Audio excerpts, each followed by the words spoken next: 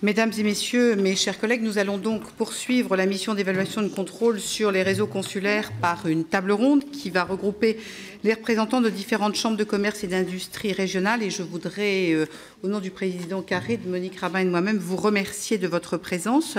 Nous avons donc le plaisir d'accueillir M. Pierre-Antoine Gailly, qui est président de la CCI Paris-Île-de-France, M. Gilles Curti, qui est président de la Chambre de commerce et d'industrie de la région Franche-Comté, M. François Cravoisier, président de la Chambre de commerce.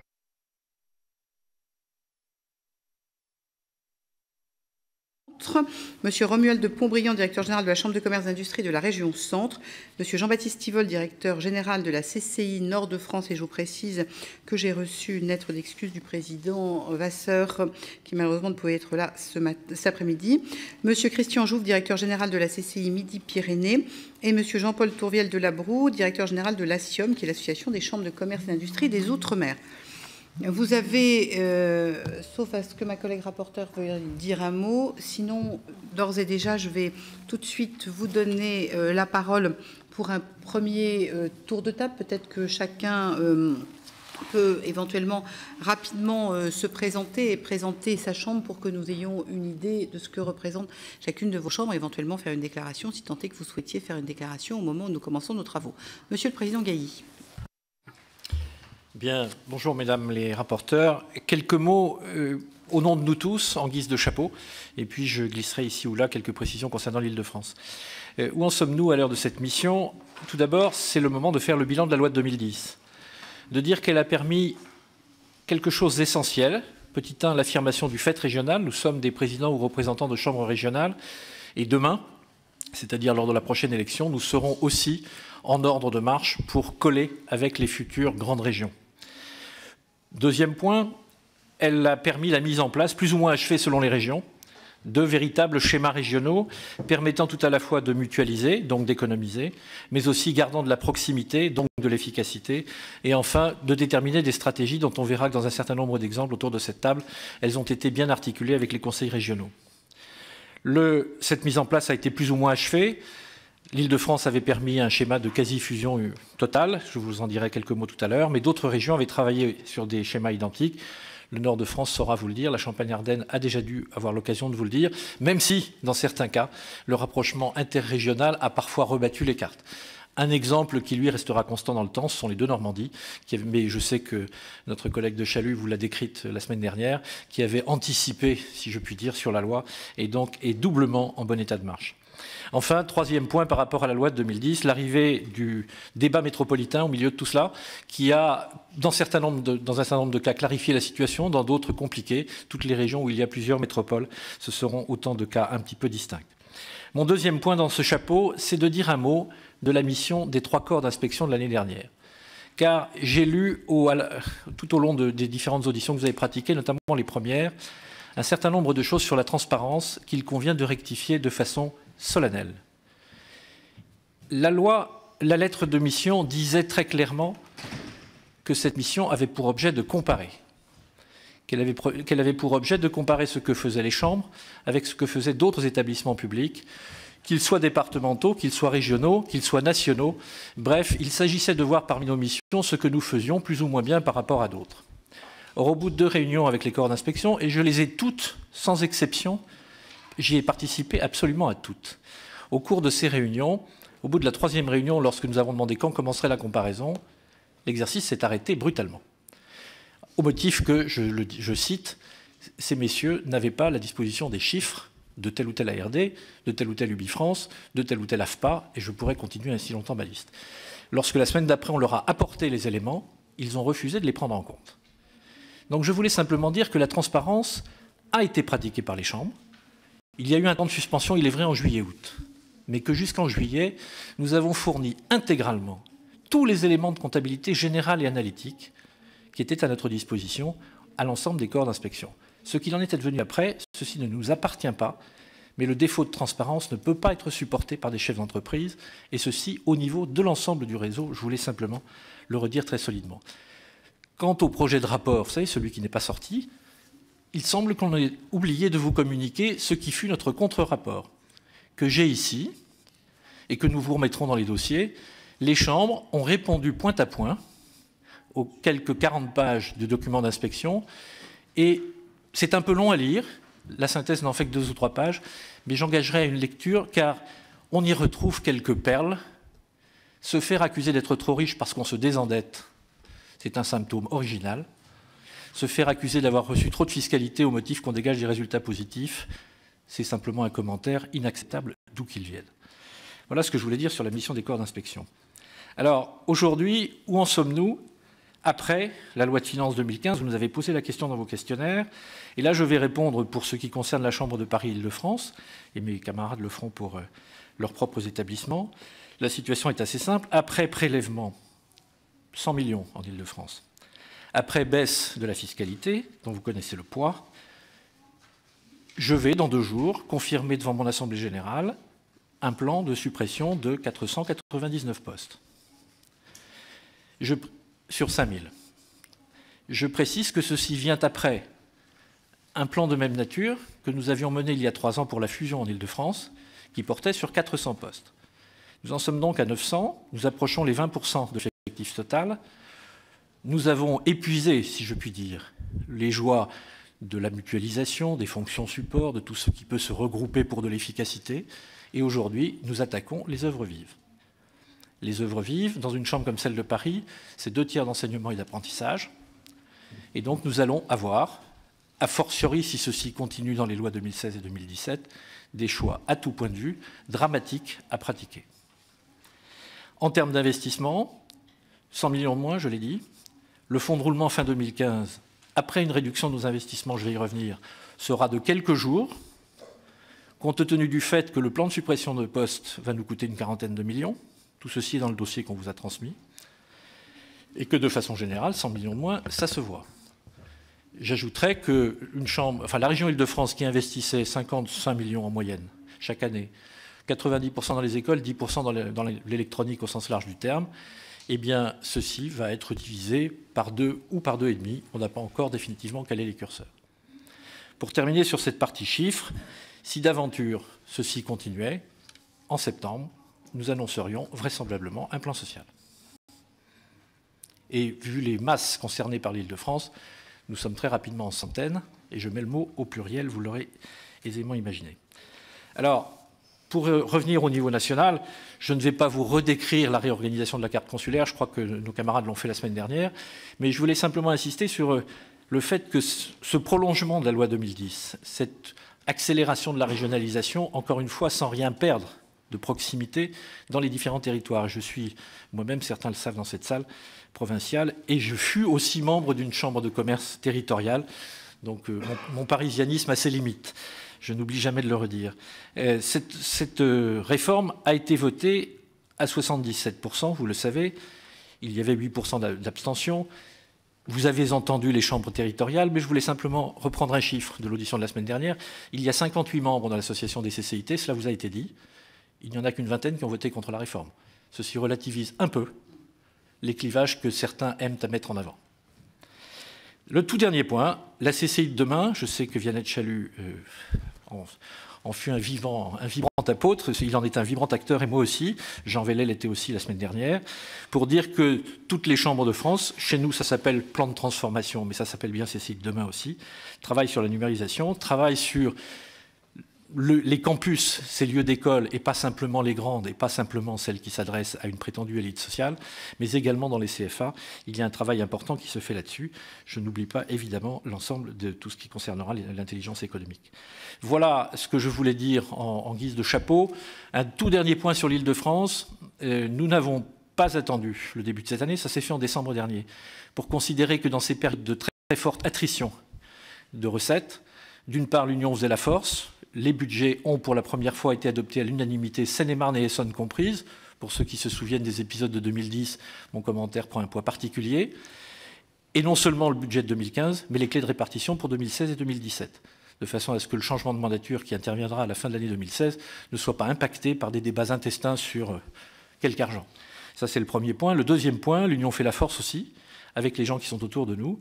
Et donc nous avons, début décembre, passé un accord avec le Conseil régional qui porte sur de multiples sujets, aussi divers que comment s'organiser pour capter et orienter vers les entreprises les fonds européens, mais aussi comment sécuriser nos crédits d'apprentissage, mais aussi comment faire en sorte qu'un certain nombre de services d'appui croisés entre l'Agence régionale de développement et nous, par exemple, continuent d'être cofinancés pour les années à venir. Je prends ces 3 têtes de chapitre pour montrer que nous sommes bien dans une hypothèse de régionalisation, et ma boucle ainsi se referme, si je puis dire, y compris avec les collectivités locales correspondantes en ce qui concerne l'Île-de-France. Voilà ce que je voulais dire en préambule. J'ai été un peu long, je m'en excuse. Non, pas du tout.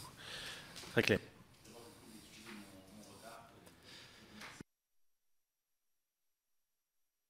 Qui veut suivre l'intervention de M. Gailly? Je sais qu'il parlait au nom de vous tous, donc, mais peut-être parler ou compléter un certain nombre de points. Monsieur Tourveille. Non, je vous en prie. Monsieur Cravoisier, je vous en prie. Alors, par contre, je vous demande d'appuyer sur le bouton. Voilà, c'est parfait. Ici. Merci. Donc François Cravoisier, président de la CCI de région Champagne-Ardenne. Simplement, messieurs, vous rappelez simplement qu'au niveau de la Champagne-Ardenne, qui était considéré ou qui est considéré comme un... messieurs, pardon. Un peu trop... C'est l'habitude de la pluralité dans les chambres, comme je peux constater. Mais et là, vous voyez, ici, c'est l'inverse. Je suis tout seul. Je suis tout seul. Président. Non, mais c'est ni mieux ni moins bien, vous savez. Voilà. Et la parité l'ayant respectée, puisque j'ai une directrice générale comme responsable au quotidien.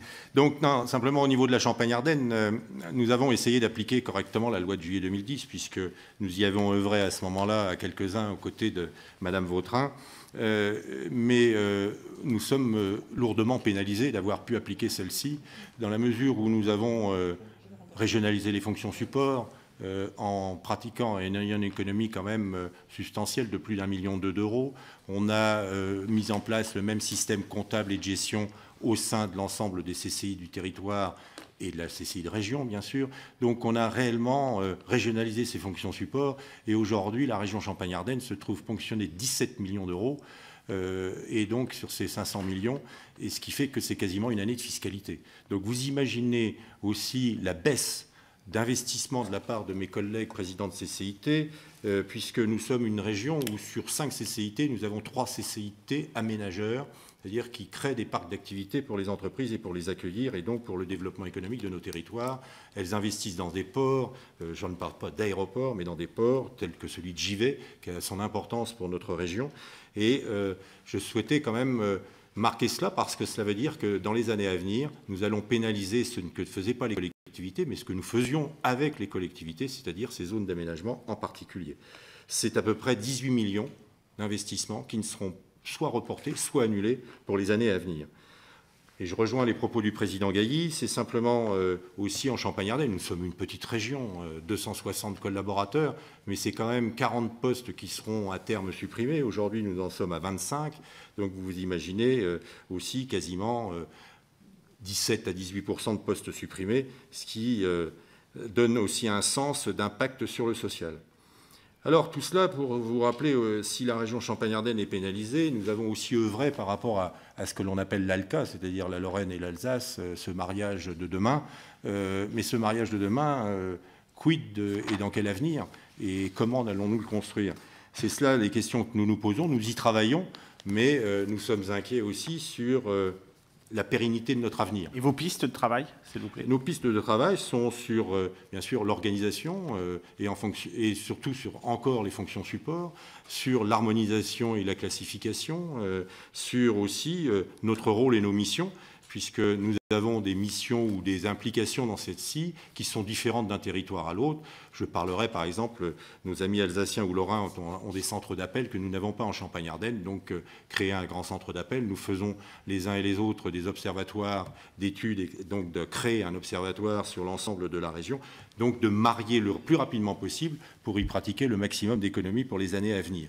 Nous sommes dans le même état d'esprit et nous souhaitons en Champagne-Ardenne, nous avions Pierre-Antoine Gailly en faisait part, nous avions un projet qui était de créer une seule CCI, un seul établissement public en Champagne-Ardenne, en rassemblant l'ensemble des CCI territoriales en un seul établissement.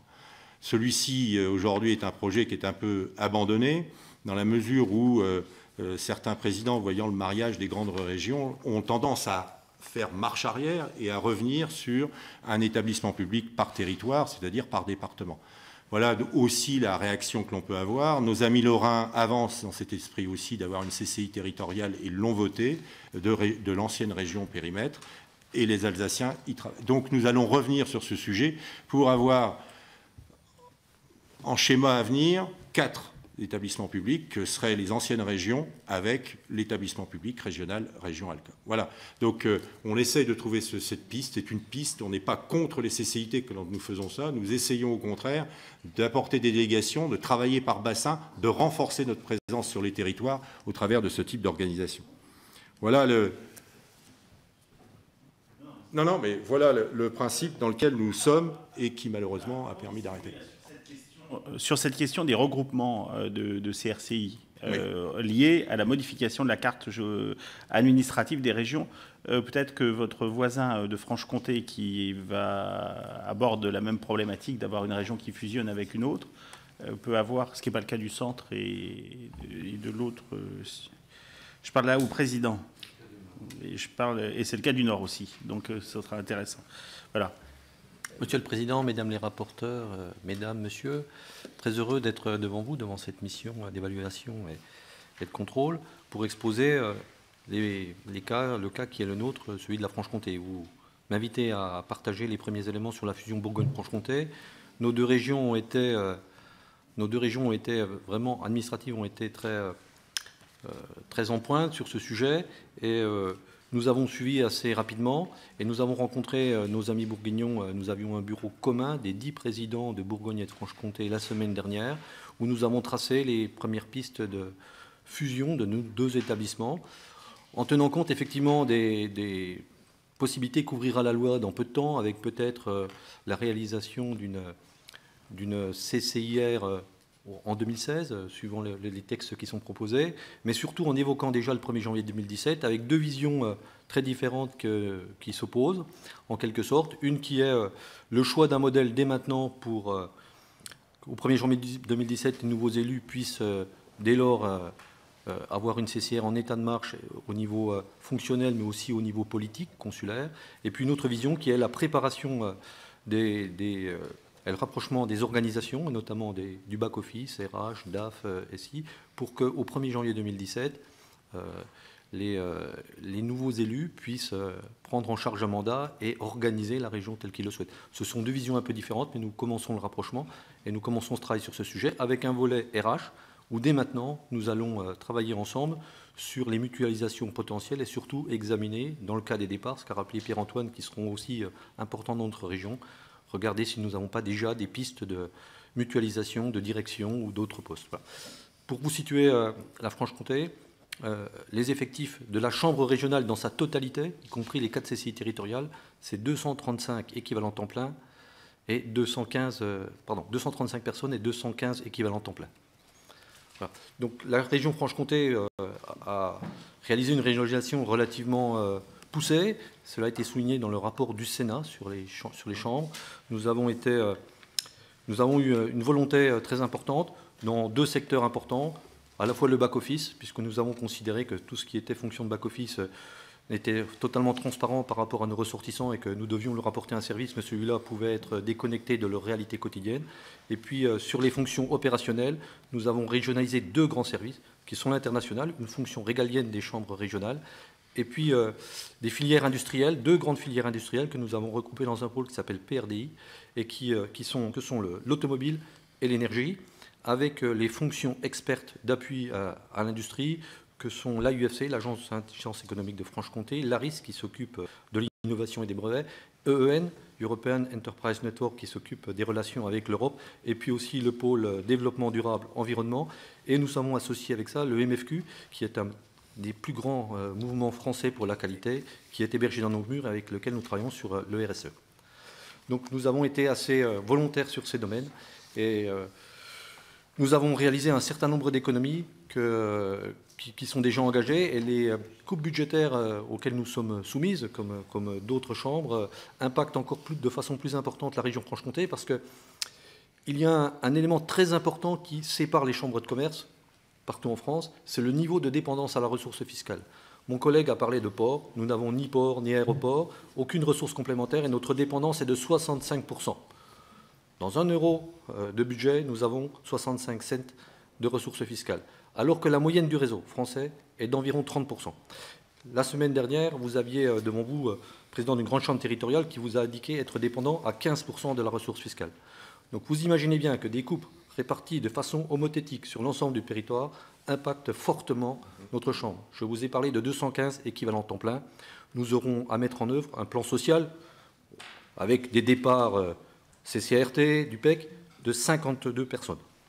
Donc, pratiquement le quart de nos effectifs, qui ont déjà diminué de 20% depuis 2008, seront obligatoirement supprimés, puisque nous perdons 4 millions d'euros de ressources fiscales si la règle des moins 37 à 2017 est appliquée.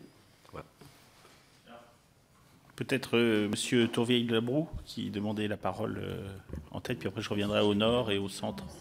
Oui, encore autre chose. Effectivement, pour donner un autre éclairage qui effectivement est sensiblement différent de la métropole, c'est celui de l'outre-mer. Effectivement, je représente l'association des chambres de commerce d'outre-mer, qui a été créée en 2011, juste après la loi de 2010, entre les 11 chambres de commerce des DOM et des COM, et qui a dû constater qu'effectivement la loi de 2010 était une loi tout à fait intéressante et satisfaisante, sauf qu'effectivement elle ne traite pas, sauf sur un alinéa très succinct, du cas des CCIR mono-CCIT, qui est un cas très particulier, j'en conviens, mais d'autres secteurs géographiques de la France avaient été traités de façon spécifique, et là ça n'a pas été le cas. Donc, effectivement, les chambres de commerce d'outre-mer ont constaté, bon, il y a quelques ajustements juridiques qui seraient souhaitables. Exemple, faut-il faire un schéma directeur? Sur le principe, oui, sauf que celui-ci a pour but de fixer la cartographie des CCIT. Comme il n'y en a qu'une, on n'en voit pas tout à fait l'objectif, mais d'autre part, il y a une autre disposition qui prévoit qu'on ne peut pas emprunter s'il n'y a pas de schéma directeur. Donc voilà, c'est des ajustements à la marge, et sur le rapport qui vous a été dressé, il y a le détail. Disons que là n'est pas l'essentiel. L'essentiel est bien sur le problème des ressources. C'est que, bien qu'étant mono-CCIT, et donc n'ayant aucune, je dis bien aucune, capacité de mutualiser par rapport à des régions qui ont 5, 6 CCIT, j'ai été directeur dans des régions de métropole où c'est le cas, en Outre-mer, vous n'avez qu'une seule CCIT, CCIR, donc vous pouvez mutualiser qu'avec vous-même. Malgré ça, le traitement fiscal a été parfaitement identique. Donc effectivement, là, il y a quand même un hiatus important. Et les CCI d'outre-mer ont eu en plus le sentiment d'avoir une double peine, puisque dans la même période, conformément aux différentes lois, elles ont perdu les concessions des ports et des aéroports, pour l'essentiel d'entre elles. Vous imaginez que quand vous êtes président d'une CCI à la Martinique ou à la Réunion et que vous gérez les deux portes d'entrée de l'île, le port et l'aéroport, et que vous les perdez, vous imaginez en termes de poids politique certes, mais également de la structuration financière de la Chambre, combien ça peut changer la donne. Donc effectivement, les CCI d'outre-mer ont eu... Excusez-moi de vous interrompre. Pour bien comprendre, aujourd'hui, qui est titulaire des concessions des ports et aéroports? Et depuis quand vous avez perdu? Et depuis quand, oui. Pour les ports, c'est les GPM, les grands ports maritimes, qui sont des établissements publics spécifiques, à qui la concession, conformément à la loi, hein, ce n'est pas une volonté locale, c'est une loi qui en a décidé, a été transférée à compter du 1er janvier 2013. Donc, 1er janvier 2013, la CCI de La Réunion a perdu son port, la CCI de Martinique a perdu son port, la CCI de Guyane a perdu son port. Vous imaginez le poids du port, bien sûr, dans ces îles. Pour ce qui est des aéroports, c'est le schéma également qui a lieu dans les plus grands aéroports de métropole, c'est le transfert de la concession à des sociétés anonymes d'exploitation d'aéroports dans lesquelles l'État est actionnaire à 60%, les chambres à 25% et les collectivités à 15%.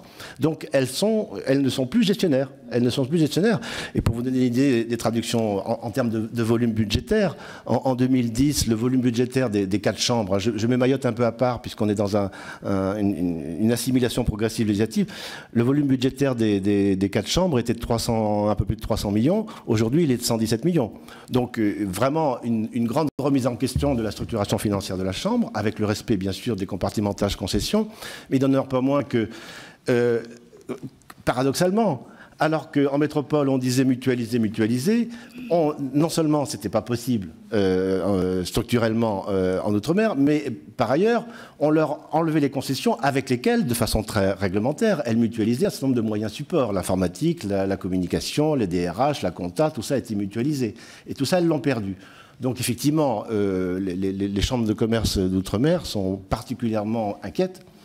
Et d'autant plus qu'elles ont des handicaps sur lesquels, que je ne vais pas vous rappeler, les handicaps classiques, mais bien récurrents de l'outre-mer, un tissu de TPE à 95-98%, un éloignement qui leur oblige d'avoir une proximité, par exemple à Cécile-la Réunion, quand vous êtes à Saint-Denis et que vous êtes à Saint-Pierre, il y a 1 heure de voiture minimum quand la route du littoral n'est pas bloquée par la tempête. Donc des obligations d'antenne décentralisées, donc des coûts de structure, un engagement en formation très fort parce que les taux de chômage sont le double. D'accord. Vous connaissez tout ça. Tout ça, on connaît bien. Vous connaissez tout ça. Donc voilà, la conclusion pratique quand même, c'est que effectivement, là, le bout du bout est arrivé. Elles ont joué le jeu. Elles sont tout à fait conscientes de l'effort national. Elles ont donc été au même régime fiscal que les 7 métropoles. Mais là, il faut que ça s'arrête, sauf à les mettre en danger. Sachant qu'il y a quelques pistes, effectivement, Oui, mais là, ce que je comprends dans ce que vous nous dites, monsieur, et c'est un point tout à fait important, c'est qu'en fait, la spécificité du fait que vous n'ayez plus la gestion des équipements pèse particulièrement lourd sur les CCI d'outre-mer, en fait. Donc, on voit bien qu'en fait, vous avez une sorte de double peine, qui est d'un côté l'approche financière que l'on connaît, qui en fait ne fait que faire le coût supplémentaire après la perte de la gestion des équipements. C'est bien ce que vous êtes en train de nous expliquer. D'accord. Alors, le Nord, et on finira par le Centre, qui m'est cher. Allez-y. Et il y a Midi-Pyrénées, pardon, excusez-moi, je suis désolé. Bien. Si, j'avais... Oui, donc, je commence par Midi-Pyrénées. Donc, Christian Jouve, je suis le directeur général de la CCI de région et de la CCI métropolitaine. Donc, puisque j'occupe les 2 postes. Et qu'en Midi-Pyrénées, nous avions délégué à la métropole, si je puis dire, toutes les fonctions support pour essayer d'optimiser cela, sachant qu'on avait un schéma de 2010 qui était appliqué avec une chambre par département.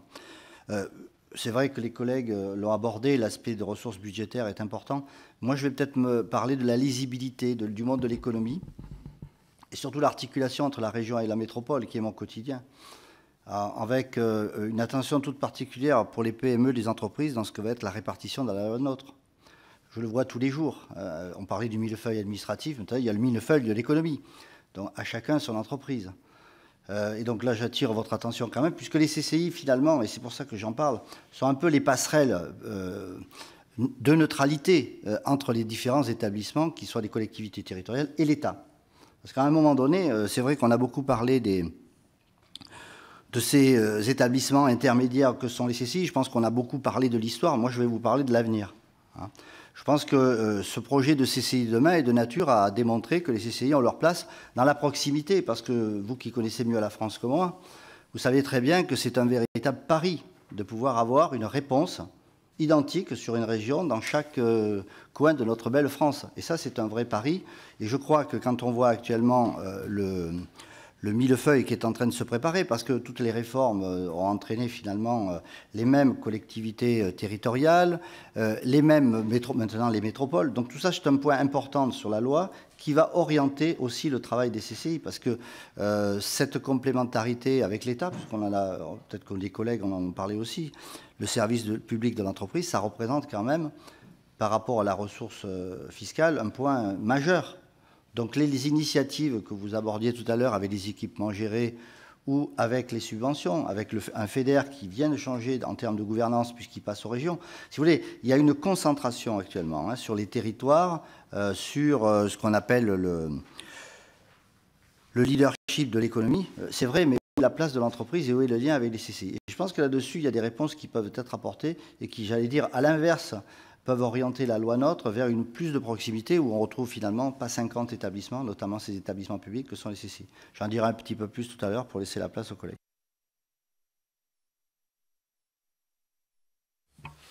Merci, monsieur le rapporteur. Mesdames, bon, je commence par la Picardie et le rapprochement avec le Nord ou le Nord avec la Picardie. C'est très important, suivant l'ordre.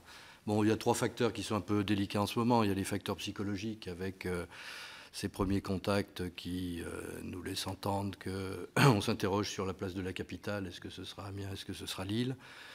Juste un chiffre, hein, la Chambre de commerce d'Amiens, c'est 9 000 ressortissants. La Chambre de commerce de Lille, c'est 52 000 ressortissants.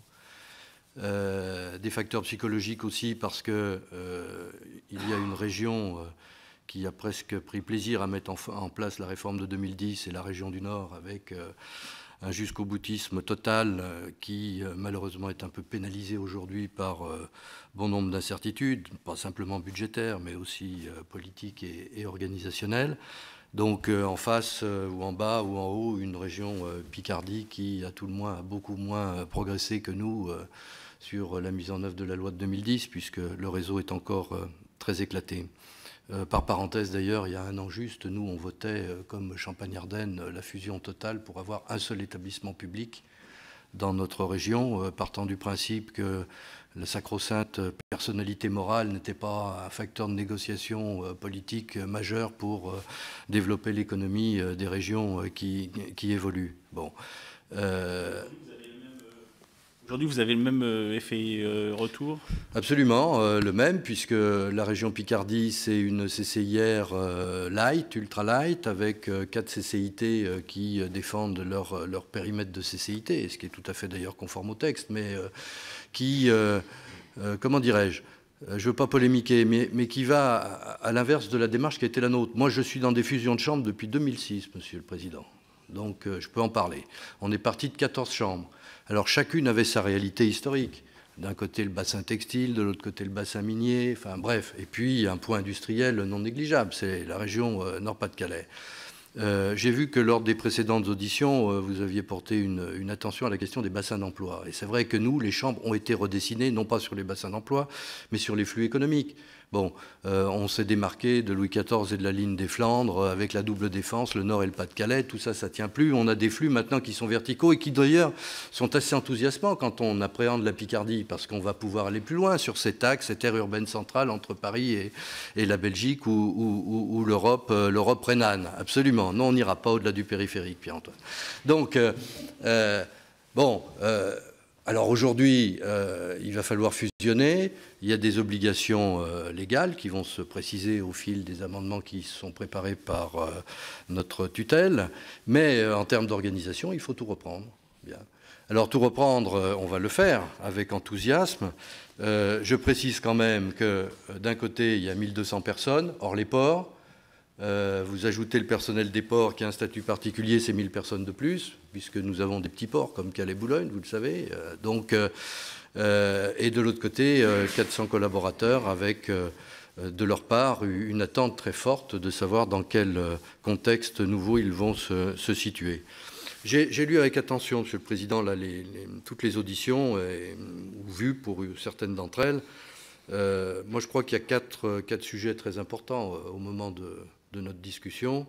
Le premier, c'est évidemment la question des schémas directeurs, parce que derrière les schémas directeurs, il y a la question de fond des chambres, c'est-à-dire la représentativité politique et la volonté des entrepreneurs de s'inscrire dans un projet économique. Et d'ailleurs, avec Philippe Vasseur, nous avons, pour la Picardie, décidé de ne s'inscrire que dans le projet économique commun. On verra après pour l'organisationnel, on verra après pour les luttes de pouvoir, on verra après pour la répartition des compétences. C'est le premier point. Le deuxième point, c'est le budget.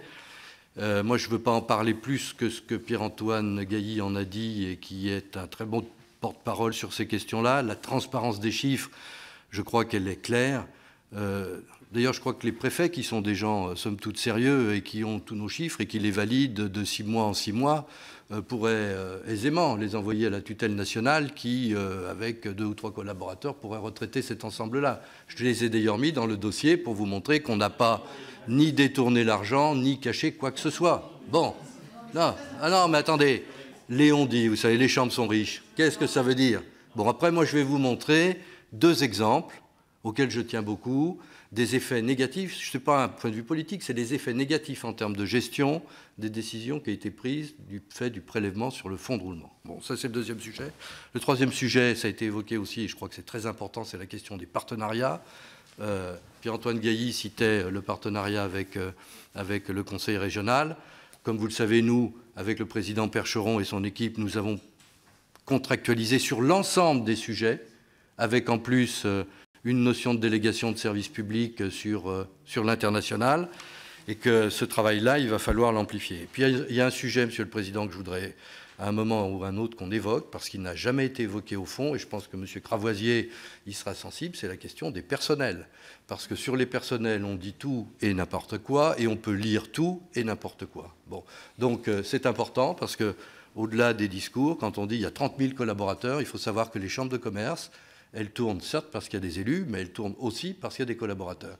Et donc à ce titre-là, en tant que membre pendant 10 ans de la CPN, je souhaiterais faire passer quelques messages. Voilà, j'ai répondu sur la Picardie. Je suis à votre disposition pour aller plus avant dans la démonstration. Mais ce que je dis pour le Nord et au nom de mes élus, puisque nous sommes bloqués, là je réponds à votre question, on a eu le sentiment d'être 2 fois pénalisés.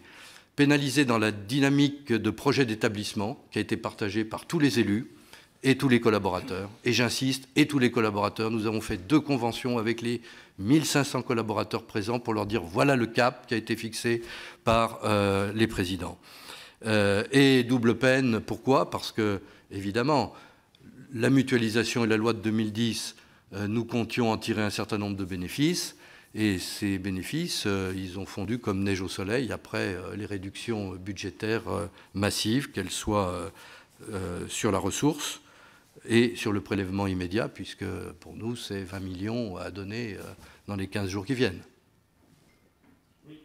Oui, moi je voudrais vous demander, vous nous avez dit tout à l'heure que vous alliez nous donner des exemples concrets sur le problème qu'a généré pour vous le prélèvement sur fonds de roulement. Est-ce que vous pouvez nous les donner, s'il vous plaît?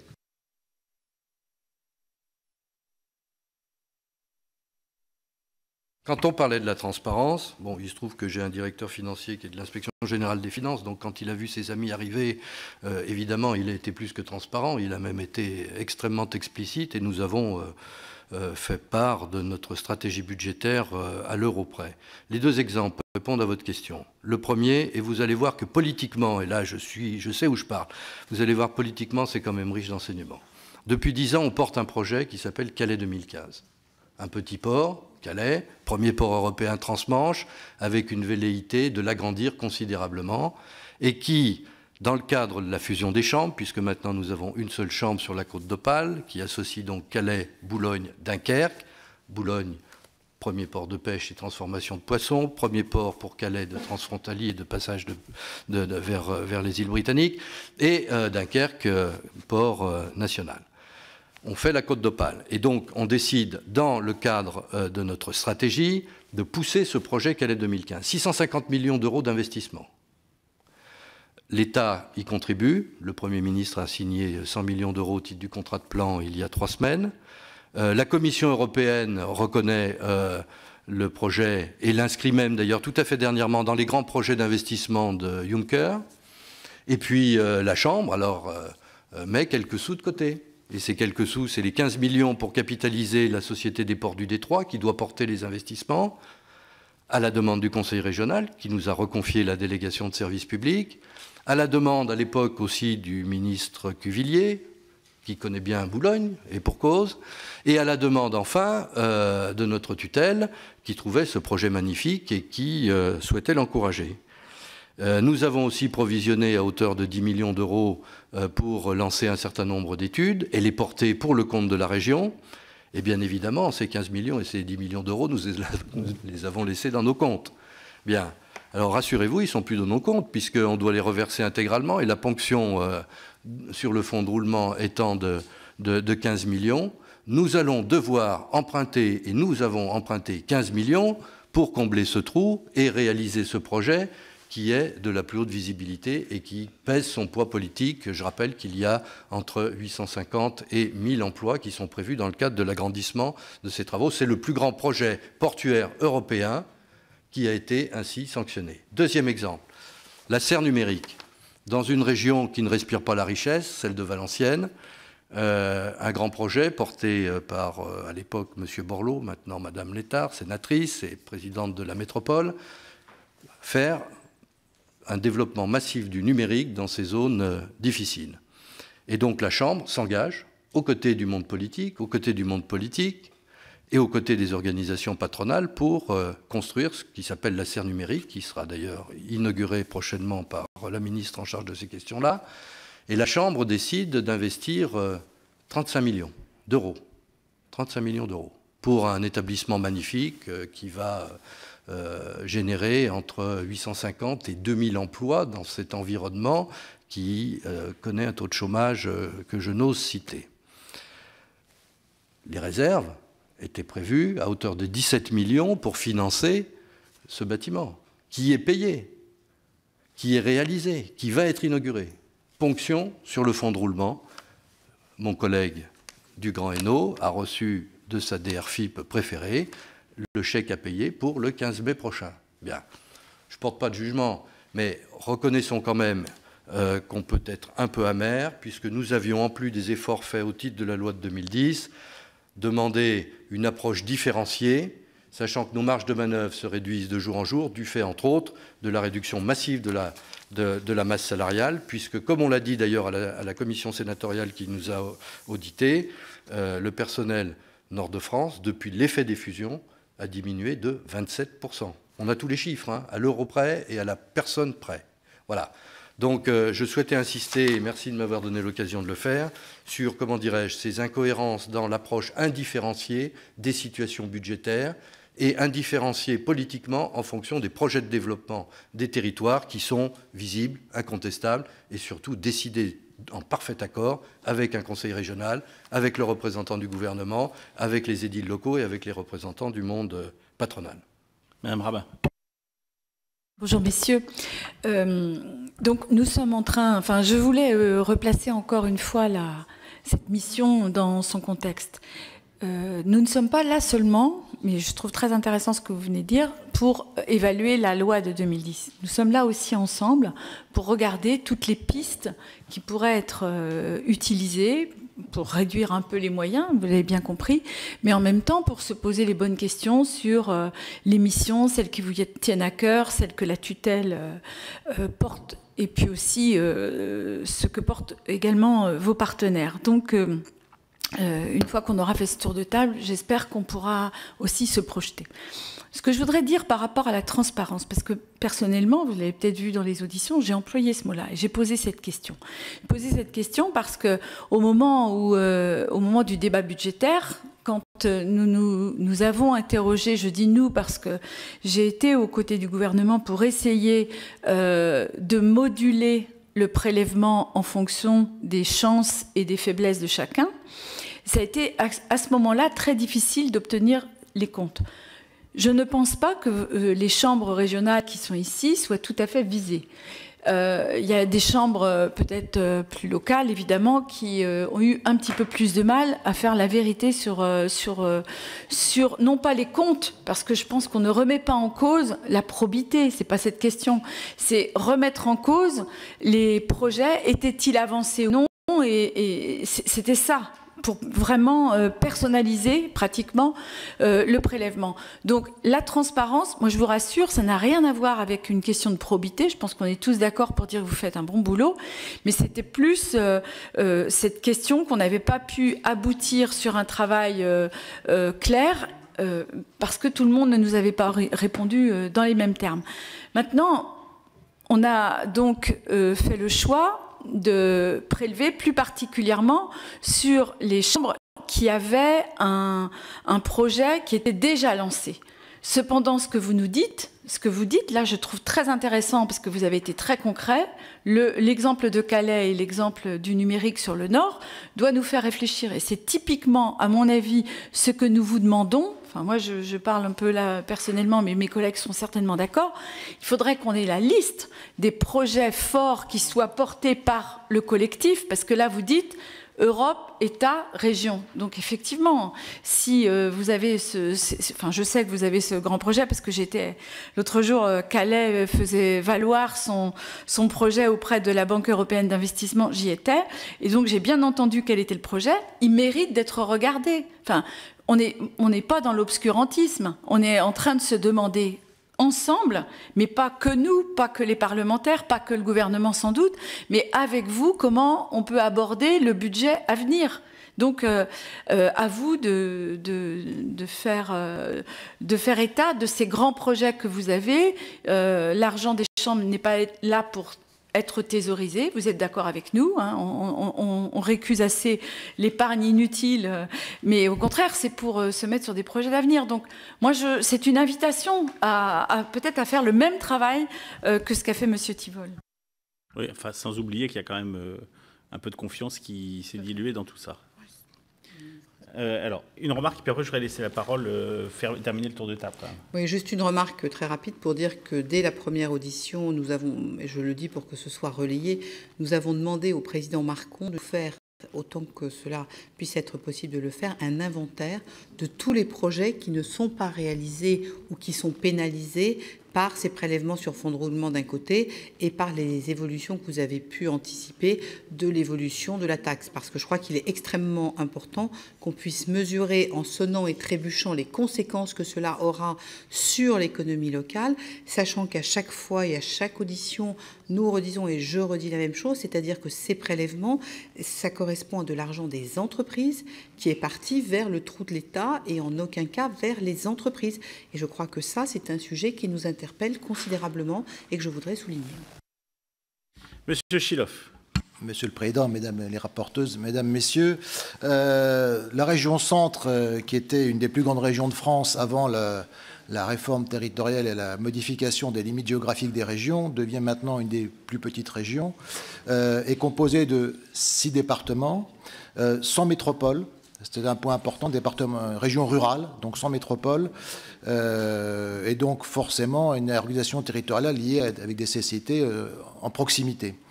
450 collaborateurs, 450 vacataires pour l'enseignement. Nous n'avons pas attendu la réduction des ressources budgétaires pour diminuer le nombre de personnes. On diminue de 20% depuis le début de la mandature le nombre des effectifs chez nous, parce que c'était un des objectifs, lorsque je suis arrivé président, qui nous était assigné. Donc on a respecté cet objectif. Nous avons mutualisé pratiquement toutes les fonctions support, RH, finance, informatique, ce qui nous a ramené effectivement le poids des fonctions support de pratiquement à 15% à 11% du budget, et on va encore faire mieux, hein. On a effectivement encore des lignes de progrès à ce sujet. Nous avons aussi mutualisé tout l'international, et nous sommes actuellement avec le Conseil régional en cours de signature d'un accord cadre qui couvre l'ensemble des fonctions de développement économique de notre région. Et je veux dire que pour l'instant, ça se passe pas trop mal de ce côté-là. Voilà, en gros, pour la région Centre, je pense qu'on abordera tout à l'heure les aspects financiers plus en détail. Je dois simplement dire qu'effectivement, de notre côté aussi, nos ressources fiscales, c'est 64% du budget chez nous, dans notre région, que malheureusement l'impact va aussi retarder ou annuler des investissements. Hein. Pratiquement 50% des investissements qui étaient prévus sont aujourd'hui annulés. Certains font l'objet de reports. Monsieur le Président en connaît bien, puisque nous avons effectivement le développement d'un quartier d'affaires avec l'Agglo d'Orléans, qui aujourd'hui est un peu compliqué à mettre en œuvre. Donc voilà, ce sont des choses qui sont assez perturbantes quand vous êtes chef d'entreprise et que vous avez effectivement un développement en cours. J'ajouterai à ça que dans notre région, nous avons aussi un impact sur la trésorerie de nos chambres de commerce de territoire qui passent pour certaines en trésorerie négative. Et là, j'aurais quand même effectivement, Madame la rapporteure, vous l'avez soulevé tout à l'heure, c'est assez impressionnant, c'est-à-dire que l'État a transféré sa dette sur les chambres de commerce et d'industrie. C'est assez fort, ça, quand même. Hein. Et donc, aujourd'hui, ces CCIT qui n'ont plus de trésorerie, on leur dit, il faut emprunter. Mais on n'emprunte pas pour payer le fonctionnement. Enfin, la loi l'interdit. Donc, comment fait-on? Donc, on va emprunter pour payer des investissements qui sont éventuellement déjà lancés, pour pouvoir boucher les trous de trésorerie des CCIT. Et ce transfert de dette est tout à fait inacceptable. Aujourd'hui, on a fait un tour de passe-passe magnifique, hein, pour boucher le trou de l'État. On a subtilisé l'argent des entreprises, des impôts payés par l'entreprise, qui ne sont pas effectivement dans les actions de développement économique, et on transfère la dette de l'État sur les chambres de commerce. Voilà ce que je veux dire, Madame la rapporteuse, Monsieur le Président. Bien. Alors, Monsieur Gailly, maintenant que tout le monde a présenté le décor, si j'ose dire, comme l'a demandé Madame Rabin et Madame Vautrin, ce qui serait bien, c'est de parler des perspectives d'avenir. Alors, j'ai compris qu'elles étaient très sombres. On est d'accord. Ceci étant dit, comme je l'ai souligné aussi, vous êtes tous des chefs d'entreprise. Je parle aussi aux directeurs, donc, qui sont nombreux dans cette salle. Mais donc, vous avez tous l'esprit entrepreneurial. Et donc, en face d'une contrainte, on a toujours l'esprit à savoir comment on va réagir, si on peut et qu'est-ce qu'on ne peut pas. Et quels sont les éléments pour vous qui sont les éléments dans le contexte actuel sur lesquels où il est impératif de revenir, mais de façon sérieuse et pas que...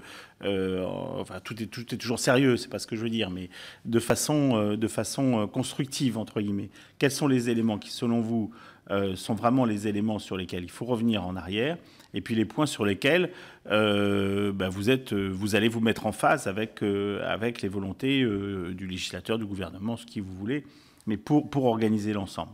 Nous, on a besoin d'avoir ces perspectives d'avenir, de façon à pouvoir répondre à l'État. On commence à accumuler un certain nombre d'arguments qui sont les vôtres, hein, mais qui commencent à définir une ligne. Voilà. Donc maintenant, il faut qu'on arrive ensemble à la coordonner de façon à ce qu'on ait un discours cohérent et vous connaissez ma couleur politique, je dirais, qui aide quelque part aussi le gouvernement, si tant est qu'il le souhaite, à sortir de ce qui semble être un peu une ornière. Donc, je me permets de dire ça hein, devant toi. Donc voilà, donc c'est un peu ça avec les comptes. Vous connaissez aussi bien que moi, sinon mieux, le contexte dans lequel on évolue. Donc voilà. Bien. Quelques mots en réponse à Mme Rabin et puis plus généralement à votre question. Un tout dernier mot sur la transparence. Il y a un truc dont on ne parle jamais, c'est ce que j'appelle l'écrêtement au-dessus du plafond de TCVAE. 50 millions par an. 50 millions par an. On a fini par le dénicher dans le Voies et Moyens de 2013, un petit matin à 8 h chez la rapporteure. Du côté de la transparence, c'est pas terrible. Et quand je l'ajoute aux 170 millions de prélèvements dits exceptionnels, aux 500 et 3 années à 50, je suis à plus de 800 millions. Et ça, c'est du détournement d'argent d'entreprise à des fins d'investissement. J'en ai terminé avec mon point, mais je voulais quand même le redire. Et en plus, voilà, ça participe de toutes ces susceptibilités, suspicions, etc. Sur le pluriannuel, oui, nous avons tous des plans pluriannuels d'investissement. Et d'ailleurs, ça n'est pas sans ironie. Il y a 2 ans, en loi de finances, le rapporteur de l'époque nous avait puissamment aidés pour passer un amendement qui précisait la trajectoire fiscale des chambres de commerce. Je me suis permis de le rappeler à l'actuel ministre du Budget, qui a souri. Et oui, donc on travaille bien avec tous les clans, quand c'est pour la cause commune et pour la bonne cause. Tous les camps, pardon. Mais ça peut être un groupe aussi, pardon. Bon. Mais simplement pour dire que lorsqu'on gère des écoles, on ne gère pas les élèves pendant 1 an.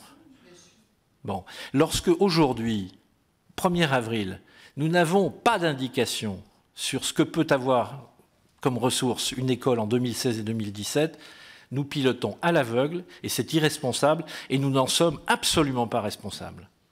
Bon. Alors qu'au contraire, on avait ferraillé pour avoir ces trajectoires fiscales. Bon. Et c'est probablement ce qu'il y a de plus important, non seulement pour pouvoir défendre des investissements en plan pluriannuel, la question de Mme Rabin, mais aussi, ne l'oublions jamais, ça a été souligné tout à l'heure, pour expliquer à nos personnels comment on va faire pour gérer une boutique comme la CCI de Paris-Île-de-France avec 500 personnes de moins à la fin de l'année. Il y a là aussi une responsabilité sociale majeure vis-à-vis de l'ensemble des équipes, que ce soit des professeurs dans les écoles ou que ce soit des agents au service des entreprises. Donc nous sommes tout à fait, mais profondément pour cette vision pluriannuelle. Aucun chef d'entreprise ne sait faire autrement, par parenthèse. Il n'y a guère que la puissance publique qui gère ça en trésorerie, en flux à flux, 1er janvier, 31 décembre. Bon, au risque de faire tourner les camions dans la caserne, selon la parabole bien connue dans la nuit du Saint-Sylvestre. Bon, nous ne fonctionnerons jamais comme ça. Certains se sont fait piquer de l'argent, pardonnez-moi d'être trivial, hein, sur des projets majeurs. Il faut que ceci s'arrête. C'est ça la volonté première. Alors qu'est-ce qu'on va faire, nous, en Île-de-France? Ben, vous l'avez dit, Monsieur le Président. On constate, on compte, on ouvre le guichet. Le nôtre a été ouvert le 2 janvier. Vous ne pouvez pas faire plus vite. Bon.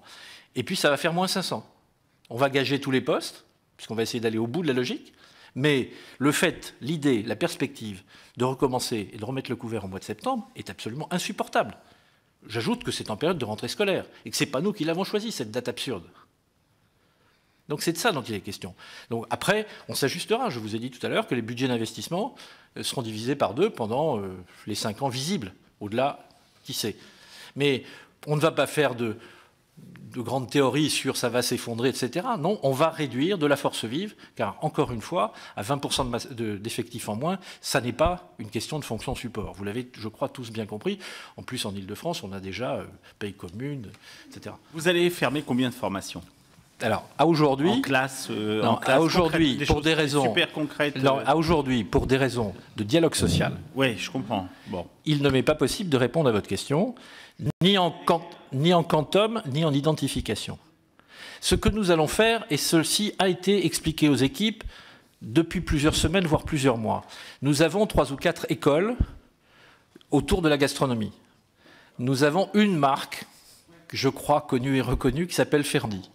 L'ensemble de ces écoles vont se trouver dans une logique de filière gastronomie, placées sous une même ombrelle. Je vais utiliser ce terme-là pour ne pas être plus précis. Et donc, il est évident que là, nous pourrons, intra-école, mutualiser un certain nombre de charges et de dépenses. Et on va, dans l'ensemble de nos écoles, on en a 24, ça représente 32 000 élèves. Donc, on est une petite éducation nationale à nous tout seuls. On va procéder selon cette logique de filière chaque fois que cela sera possible. Pour le reste, j'espère ne pas avoir à m'en occuper de trop près au mois de septembre.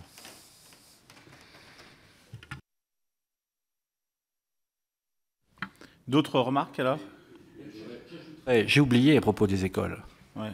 En même temps, incertitude totale sur la taxe d'apprentissage.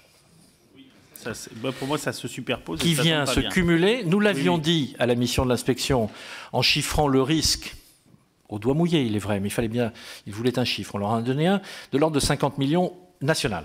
Là, je prends ma casquette enseignement au niveau national. Personne ne sait exactement ce qu'il a donné. Il n'y a pas eu le début de la moindre étude d'impact sur cette loi d'avril 2013. Bon. Mais il est certain que, en fléchant la volonté des entreprises, puisque maintenant elles n'affectent plus qu'un peu moins de la moitié de leurs taxes, ce qui est une liberté singulière, on va réduire, ici et là, sur certaines formations, très considérablement les moyens disponibles pour les CFA. Je voulais le rajouter, car dans un certain nombre de cas, il y a double peine.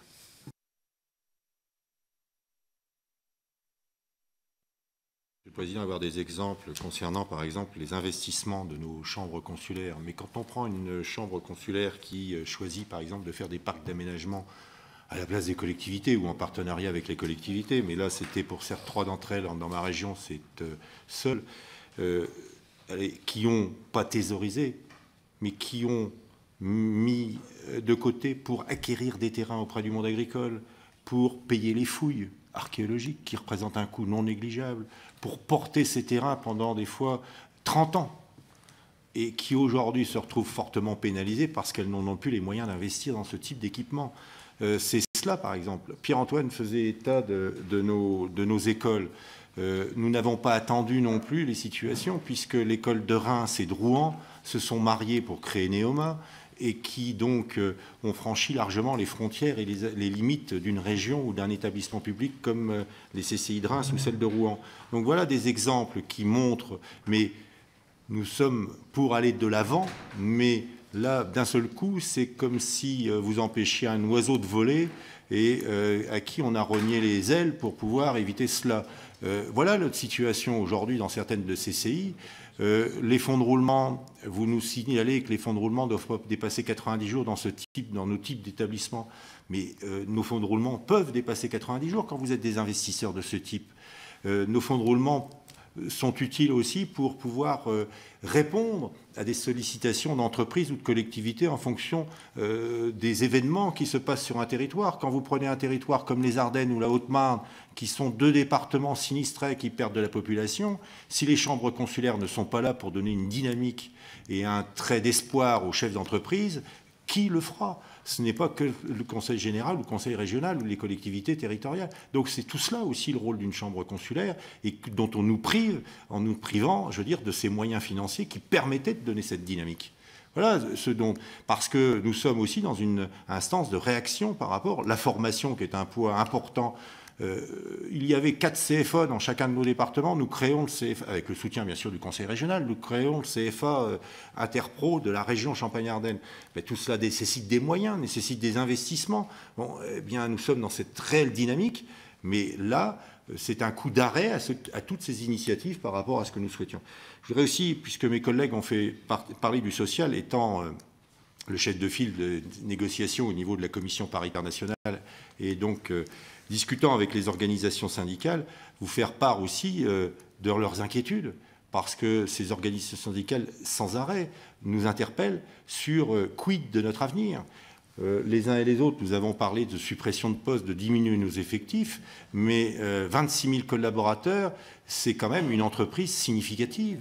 C'est une dynamique sur nos territoires. Et quid de l'avenir de ces collaborateurs dans le paysage? Nous avons mis des moyens, nous discutons, nous avons un dialogue social qui est difficile, qui n'est pas si simple que cela, puisqu'il y a quand même 22 employeurs sur le territoire. Nous allons devenir 13 employeurs. Mais je peux vous dire que nos collaborateurs, au travers de leurs représentants syndicaux, sont aussi très inquiets et demandent à ce que nous sachions où nous allons dans les années à venir. Et quand on vous parle de vision triennale, ceux-ci nous le demandent. Mais quid de l'avenir des CCI? Mais que leur répondre aujourd'hui?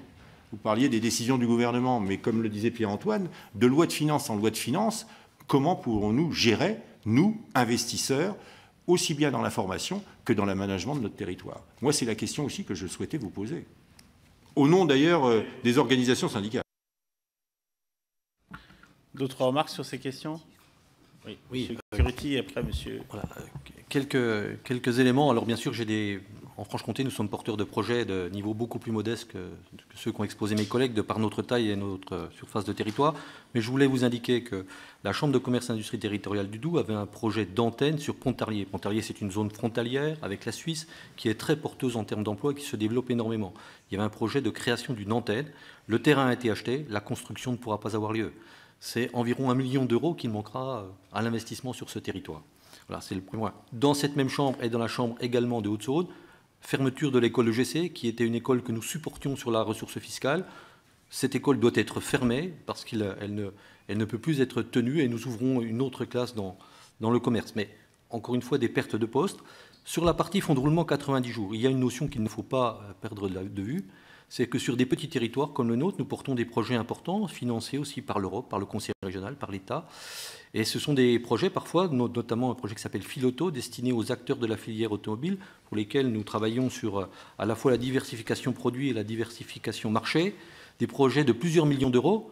Nous avançons les fonds pour ces projets. Et ils nous sont remboursés à un moment où nous avons déjà largement payé les fournisseurs, les intervenants. Et donc, si nous n'avons pas une trésorerie suffisante, nous ne pourrons plus tenir ces projets beaucoup plus importants que notre surface financière normale. Et puis, vous parliez de budget. Je voudrais quand même vous donner l'imprimé 1259 reçu vendredi dernier qui explique le petit tour de passe-passe fiscal réussi par l'administration. Produit de la TACVAE plafonnée de la CIR Franche-Comté, 7 600 000 euros. Prélèvement de l'État, 7 525 000. Produit de la TACVAE 2015, 92 000 euros. Les versements de 12e que devait nous verser la DRFIP régionale à partir du mois prochain sont supprimés. Nous ne savons pas ni qui, ni quand, ni comment nous serons payés. Donc, à partir de là, vous avez des personnels qui s'inquiètent de savoir même s'ils seront réglés de leur salaire. Voilà ce que présente la réalité du prélèvement sur fonds de roulement, qui n'est pas un prélèvement neutre, qui vient alimenter un fonds particulier, qui est le fonds de TACVAE. Je veux dire, l'État a déjà prélevé l'argent, mais nous ne savons pas quand nous le retrouverons. Et pendant cette période inconnue, d'une durée inconnue, nous ne savons pas comment nous serons payés. Et pour terminer sur la Franche-Comté, nous avons bien sûr depuis très longtemps conventionné avec le Conseil régional de Franche-Comté, depuis 2012, sur l'ensemble des politiques industrielles et surtout internationales, et nous sommes reconnus comme l'acteur international. On nous a confié l'année dernière l'internationalisation de l'agroalimentaire pour cette filière. Oui, Monsieur le Président, par rapport à votre question, effectivement, sur l'avenir et les mesures prises ou les mesures à envisager, les CCI d'outre-mer, effectivement, dès la loi de 2010 et voyant cette double peine annoncée, ont créé l'ACESIOM, donc l'Association des chambres de commerce d'outre-mer, ce qui me permet effectivement aujourd'hui d'être venu avec, au prix de 1,20 € vous voir, ce qui aurait coûté à minima 3 000 euros, 4 000 euros à un président d'outre-mer si la CESIOM n'avait pas existé. Donc une présence parisienne et un relais parisien. Voilà, première mesure faite, prise. Deuxième mesure, effectivement, une mise en commun de capacité d'ingénierie. Quand telle chambre de commerce créer une école de gestion et de commerce, Bac plus 3, eh bien, une autre d'outre-mer lui donne un coup de main sur l'aspect conception, mise en œuvre. Donc un certain nombre de travaux, des bureaux communs, par exemple le guichet Europe, et qui est commun à la Guyane, Martinique, Guadeloupe, donc un certain nombre de mutualisations. Mais on voit bien quand même que ceci a ses limites. Je vous parlais des EGC, il faut que l'école de gestion et de commerce, Bac plus 3, donc formation moyenne, encadrement moyen, qui colle bien à l'outre-mer, il faut qu'elle soit présente sur le terrain. Et donc il y a 5 EGC dans l'outre-mer, alors que si ces régions d'outre-mer étaient côte à côte, contiguës, il n'y en aurait que 2 ou 3, bien évidemment, comme en métropole. Donc on voit bien que ça atteint ses limites. Alors, pour l'avenir, les mesures envisageables. Outre le gel de la baisse de la TACVE, ce que j'ai cité avec cette double peine, vous fait comprendre l'évidence pour les années à venir. L'hypothèse des rapprochements. L'hypothèse, alors, effectivement, mutualiser des moyens support entre chambres qui sont distantes de plusieurs milliers de kilomètres, c'est très compliqué. Des choses sont faites dans la mesure du possible. Mais il faut, j'allais dire, de façon très objective, aborder le problème de l'interconsularité. Suivant le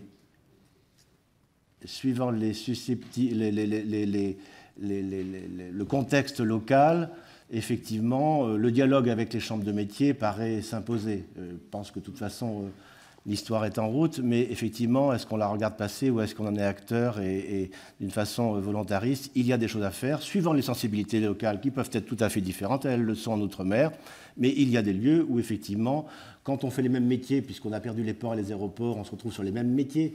Quand on a 40% des ressortissants qui sont les mêmes, qu'on la double qualité chambre de commerce, chambre de métier, qu'eux-mêmes ne s'y retrouvent pas, on peut se poser des questions et il y a certainement là des gains de productivité à faire d'une façon intéressante et véritablement efficace, sous réserve qu'elle soit encouragée. Et la loi de 2010 à ce niveau-là n'est pas suffisante puisqu'elle prévoit la possibilité de groupement interconsulaire.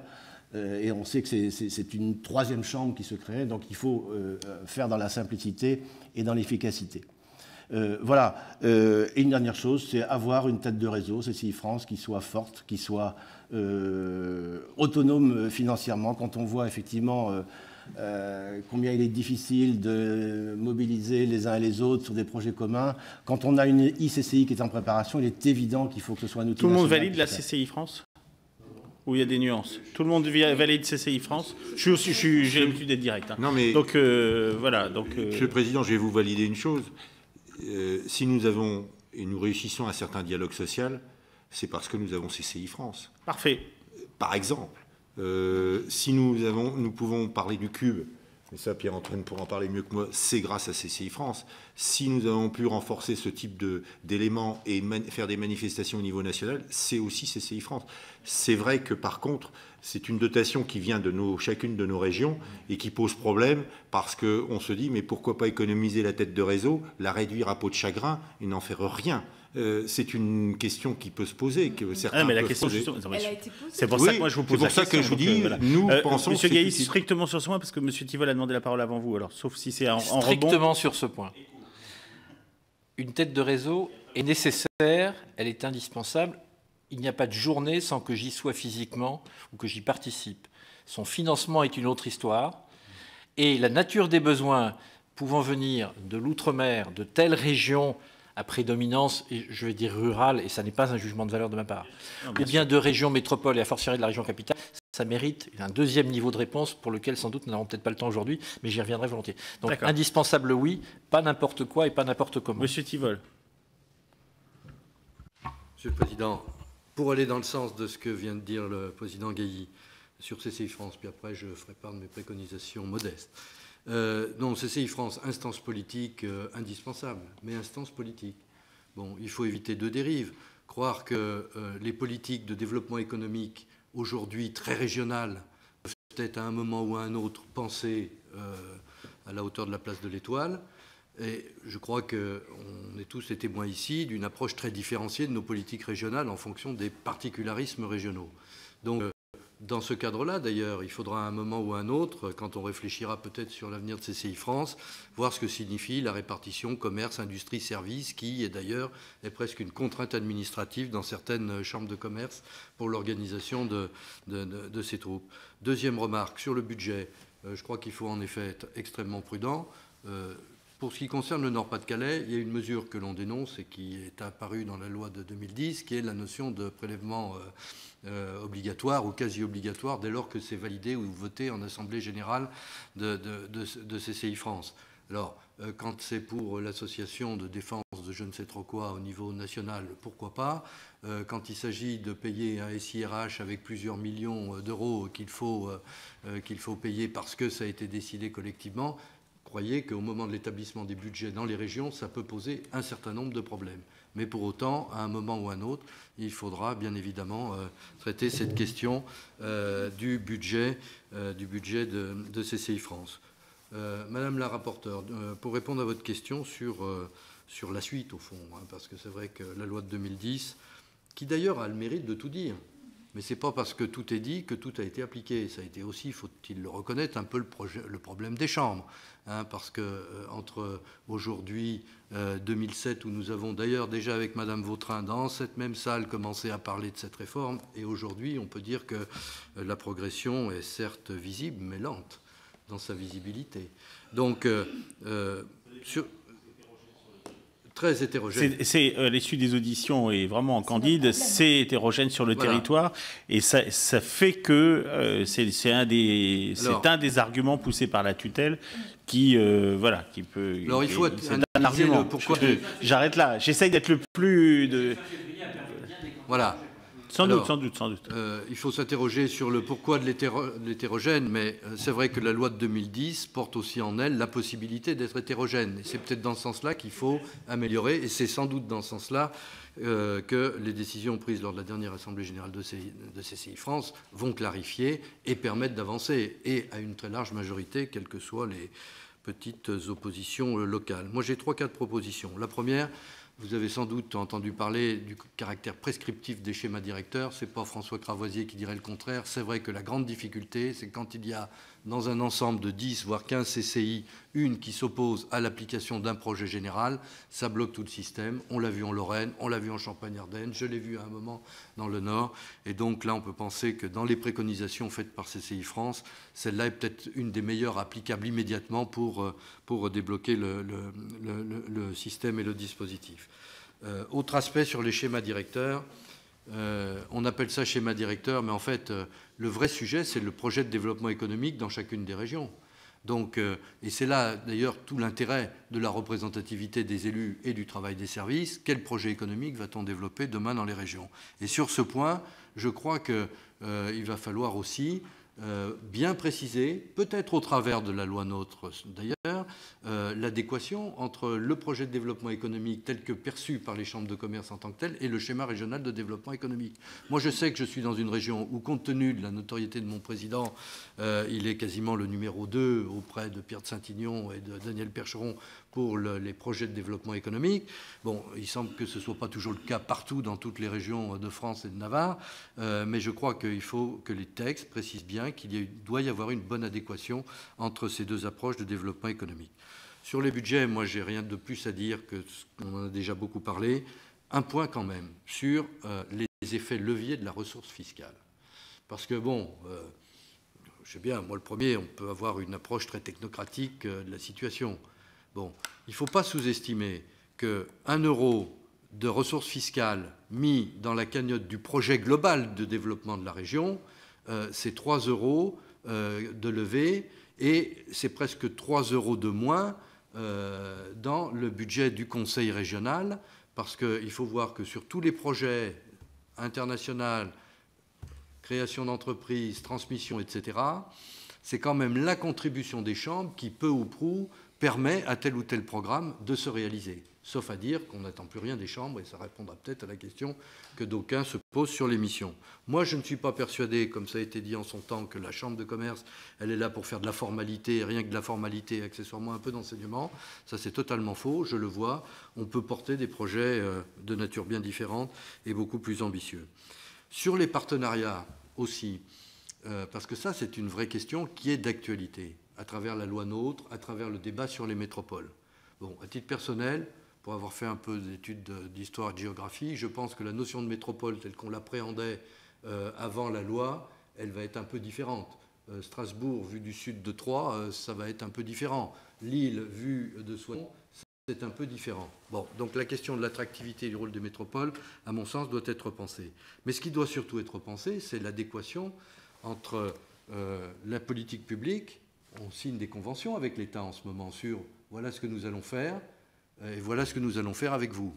Je remarque au passage que la contrepartie financière de l'État est assez modeste dans les engagements politiques qui sont demandés aux chambres.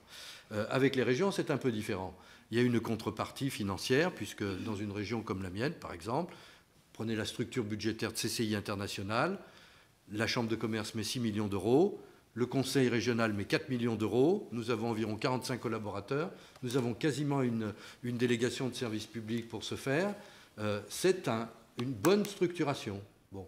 Mais ça veut dire quand même que, et là il faudra peut-être que le législateur regarde ça de près, est-ce que l'on sait, quand on additionne tous ceux qui travaillent pour le développement économique d'un conseil régional, tous ceux qui travaillent pour le développement économique d'une région, d'une chambre de commerce, tous ceux qui travaillent pour le compte de l'État, je sais que dans cette instance, il y a eu d'évoquer la question des doublons, mais vous savez que la question des doublons, c'est pas anodin et ça a un coût pour le contribuable.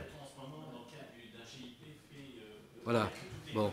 Et je pense que dans le cadre de la réorganisation au travers de la loi NOTRe, à un moment ou un autre, il faudra bien préciser, sans être exclusif ou comme on l'écrit trop souvent, maladroitement est incontournable, qui fait quoi et jusqu'où nous devons aller, nous pouvons aller et où les régions vont aller.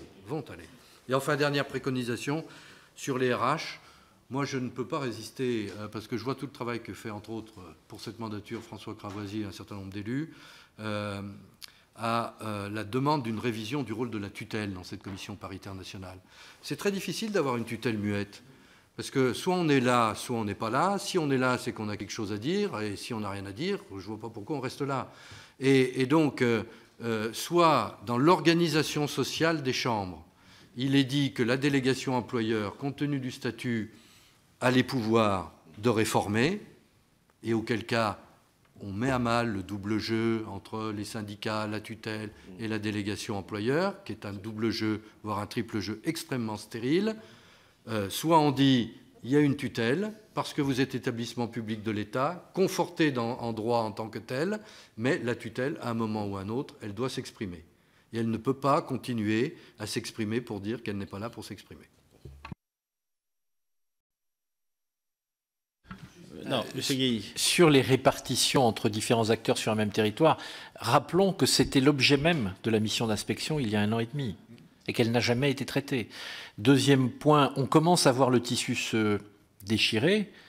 Je ne sais pas comment la région Rhône-Alpes va remplacer Erail, qui a volé en éclats et qui vole en éclats dans sa propre région, mais avec les impacts sur d'autres régions, puisqu'il s'était posé en prestataire de services pour telle ou telle autre région métropolitaine. Donc, enfin, là aussi, les chambres, ce sont dans le même temps, Erail, c'est l'agence de développement économique rhône-alpine, voilà, mais qui a ouvert 20 bureaux à l'étranger, là où il y a, dans des pays où il y a autant de chambres françaises à l'étranger, qui existent depuis 100 ans et qui ne consomment pas un centime d'argent public, elles. Donc là aussi, il y a du travail à faire de comparaison un peu attentive. Ça, j'entends. D'autres remarques ou pas? Parce qu'on va bientôt arrêter quand même, Madame Rabat. Vous voulez peut-être un point par rapport à l'avenir. Monsieur Jouve. Par rapport à l'avenir, bon, qui passe par la jeunesse, forcément, hein, inévitablement. Ce qui est clair aussi, c'est qu'on l'a vu sur le taux d'intégration des jeunes qui sortent des centres, donc qui est quand même assez important hein, pour la problématique de l'emploi, parce qu'on a beaucoup parlé de l'entreprise sur les territoires, c'est aussi traduit parfois en termes d'emploi. Et oui, évidemment, mais s'il n'y a plus de formation, il n'y a plus de jeunes formés, et donc il y a moins d'emplois. Et je le rappelle, enfin moi c'est un point sur lequel vous devez insister, c'est cet aspect territorial. L'organisation des chambres, je veux dire, c'est une question après d'organisation. Hein. Je crois que l'objectif quand même de ces chambres, c'est d'apporter au profit des entreprises à la fois une capacité de croissance par la compétitivité, mais également la création d'emplois.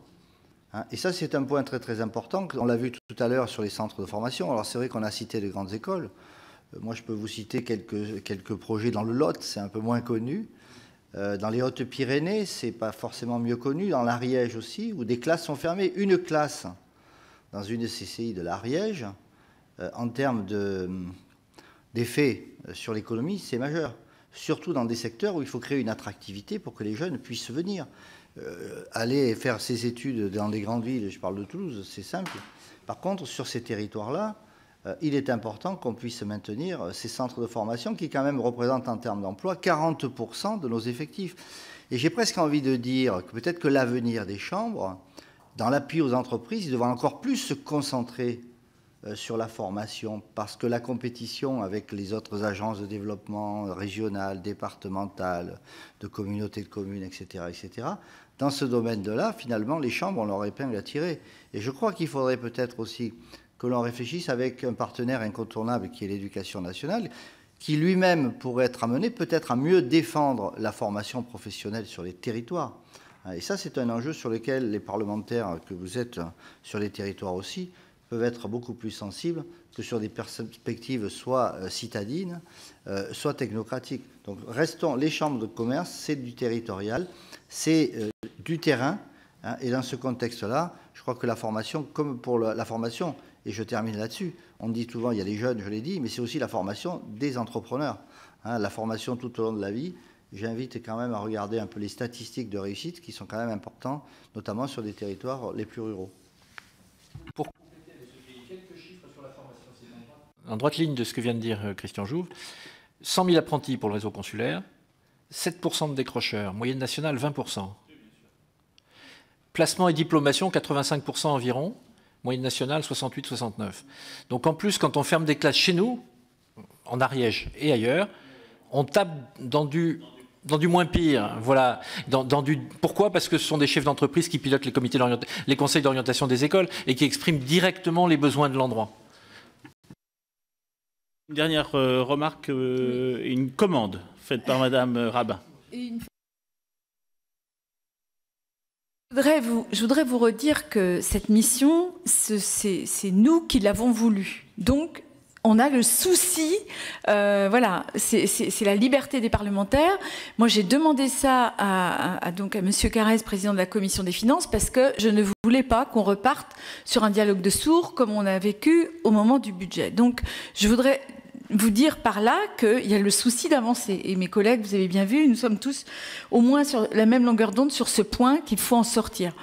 Je voudrais vous redire, parce que vous avez reçu un questionnaire, où vous allez le recevoir. Il est très simple, très laconique, mais nous souhaitons que vous l'étoffiez un maximum. Par exemple, il y a des points sur lesquels nous n'avons pas suffisamment insisté. C'est, par exemple, les relations avec les autres consulaires. Certains d'entre vous ont répondu, vous avez répondu sur le volet international, d'autres sur d'autres volets en matière de formation, tout ça. Je pense que ce serait important qu'on insiste un petit peu là-dessus. Je voudrais aussi vous faire part de nos premières, on le savait d'avance, mais ce que nous ressentons audition après audition, c'est la difficulté, parce qu'on a un problème de lisibilité globale. Chacun d'entre vous, vous avez des points communs. Vous avez beaucoup abordé évidemment cette question financière. Vous avez ce qui vous tient vraiment à cœur, la formation, mais sur l'organisation, sur vos partenariats. Certains ont parlé de partenariats très forts avec la région, mais il y a aussi d'autres partenaires. Avec M. Gailly, on a déjà parlé évidemment d'autres partenaires, par exemple sur le secteur international. Tout ça, si nous devions faire une carte de vos différents partenariats, de vos différences, c'est là notre difficulté pour légiférer, parce que quand on légifère de la même manière pour tous.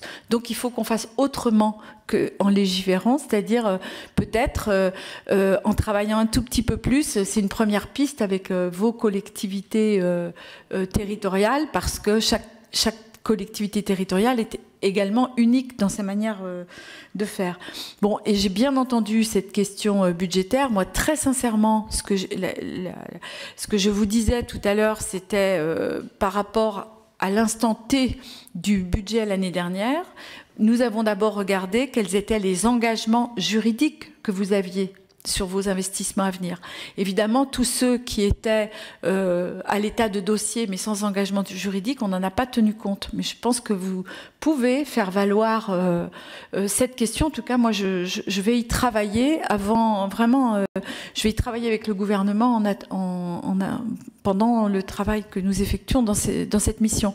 Mais je pense qu'avec les exemples précis que vous nous avez avancés, on peut certainement discuter. Et cette invitation, c'est de répondre, y compris à travers ce questionnaire, de manière très précise sur les projets qui sont tout à fait dans les cartons. Et on vous fera confiance. Mais il faut qu'on renoue cette confiance. D'une absurdité pour conclure. Quand vous créez en France une entreprise... Non, mais c'est pour mettre un petit peu de... Par rapport au réseau métier, au réseau des CCI. Je vais prendre simplement un exemple. Vous créez une entreprise de restauration. Vous êtes dépendant de la chambre de la CCI.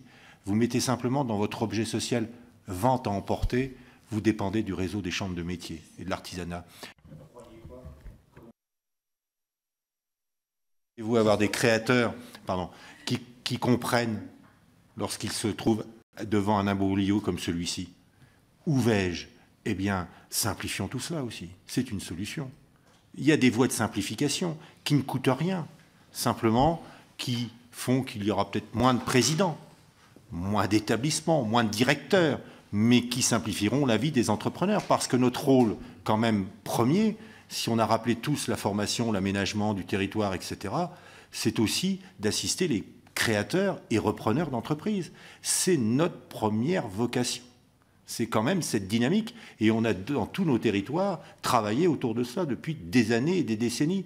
Et grâce à nous, il y a un certain nombre de créateurs qui sont formés, qui sont soutenus, qui sont suivis au quotidien, quasiment.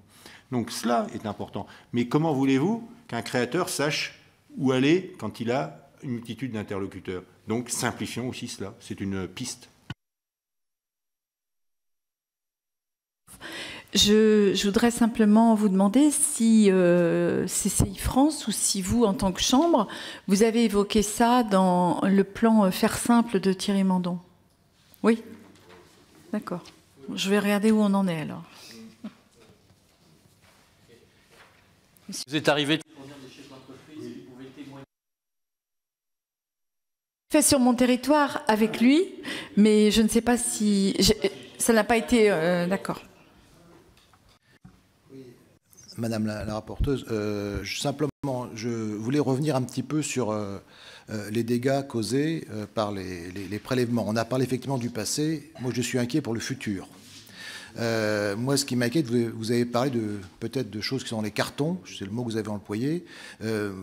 J'aimerais bien que dans les cartons, il n'y ait pas un nouveau prélèvement.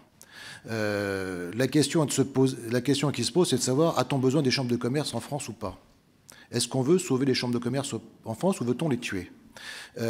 Aujourd'hui, vous avez dans ces chambres de commerce des chefs d'entreprise bénévoles. Dans ma région, c'est 200 à peu près, qui donnent de leur temps pour développer l'économie de leur territoire.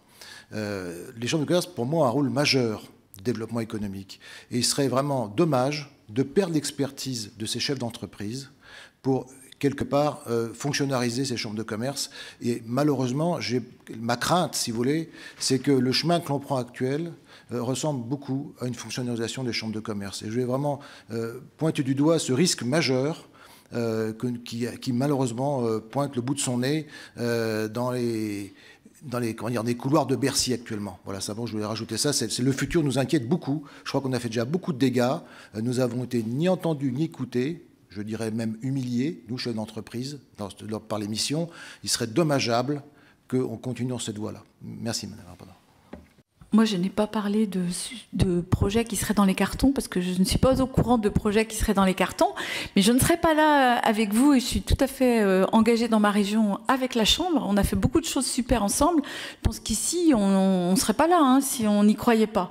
Donc, c'est mieux, vous l'avez dit, comme ça c'est au compte-rendu, et on sera obligé d'utiliser votre remarque, d'où l'intérêt des auditions, mais je ne crois pas du tout que ce soit... Enfin, on n'est pas là-dedans, quoi. Je pense qu'on est dans rationalisons, essayons de faire des économies ici aussi, mais il faut pas on n'est pas du tout là pour tout casser. Non, au contraire. Oui, oui, madame. Juste pour revenir sur l'emploi des jeunes et sur la formation, effectivement, une préoccupation supplémentaire, voire une triple peine pour l'outre-mer. Lors de la réforme de la ventilation de la taxe d'apprentissage, il y avait un dispositif spécifique outre-mer, un différentiel de 10% sur la liberté d'affectation, qui a purement et simplement disparu, sans discussion préalable, sans information. La particularité Alsace-Moselle a été préservée, on était heureux pour eux. Il aurait été intéressant que l'outre-mer soit effectivement associé à cette modification, et donc on se pose des questions sur la collecte en cours, comme le président Gailly le rappelait tout à l'heure. Et puis, oui.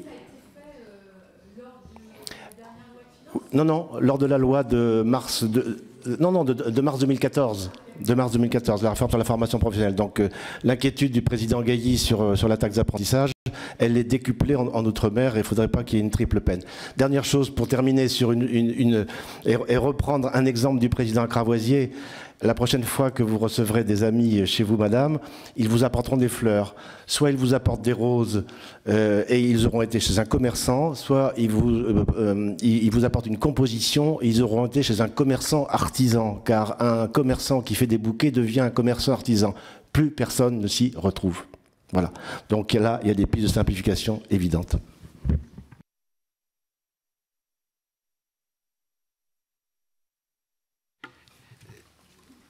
Vous avez prononcé deux mots auxquels, je pense, ce qui se passe actuellement répond assez bien.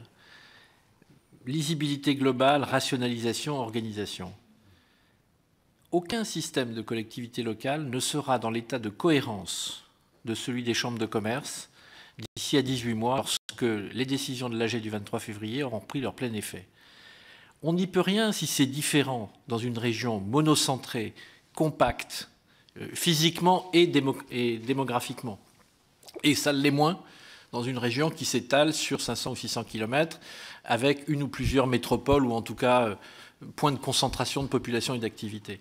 Mais par contre, le fait d'avoir un établissement public régional, quel qu'en soit le format, et d'avoir ensuite une composition entre des établissements publics ou des chambres sans personne morale, à l'instar de ce que je vis, moi, depuis 3 ans en Île-de-France, et de ce qu'une fois passé la première année où on s'est regardé un tout petit peu dans le blanc des yeux pour savoir comment ça allait se passer, encore une fois, aujourd'hui, nous fonctionnons en harmonie budgétaire, personnelle, etc.